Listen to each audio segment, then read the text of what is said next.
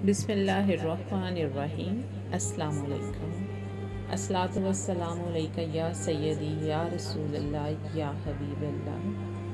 आज की वीडियो में हम एक बहन का मुशाहिदा शेयर करेंगे कि कैसे दुरूद खिज़री पढ़ने से उसका उजड़ा घर दोबारा से आबाद हो गया।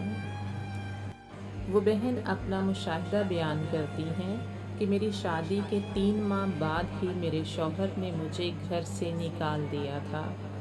6 माह अपने वालिदैन के घर रही।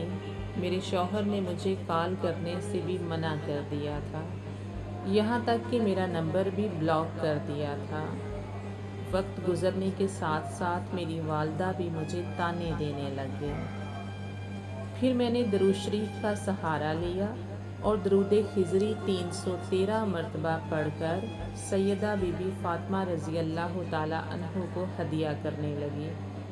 इसके अलावा भी कसरत से दरूद खिज़री का विर्द करने लगी।